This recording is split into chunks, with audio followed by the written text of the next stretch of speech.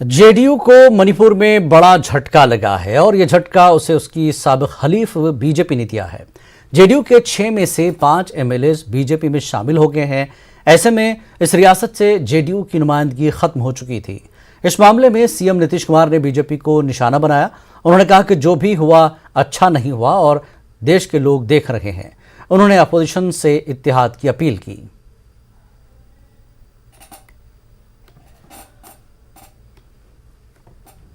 सब 6 के 6 एमपी यहाँ पर आए, सॉरी एमएलए यहाँ पर आए।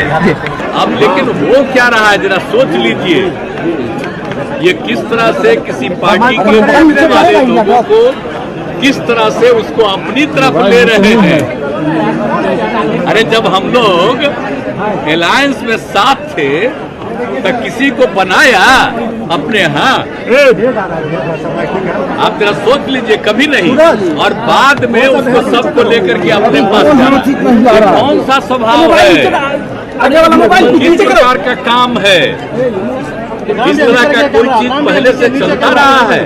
एक नए ढंग का सब तरह का इस तरह का काम किया जा रहा है। तो अब उसको क्या, अब वो सब तो अभी कुछ ही दिन पहले आया था। अब परसों यहाँ खबर किया है आज के बारे में कि हम लोग आ रहे हैं, और उसको पकड़ करके सबको अपने पास करना। तक जाने दीजिए, जो करना है करना, उससे क्या फर्क। किस तरह का काम लोग कर रहे हैं, अन्य पार्टियों से लोगों को अपनी तरफ लाना और खींचना, ये सब काम करके जो कर रहे हैं, तो ये कोई है संवैधानिक चीज है, ये कोई सही काम है। भाजपा करे जिसको कोई अरे रुको, सवाल पूछते हो, आप सोच लीजिए कि किस तरह का चल रहा है।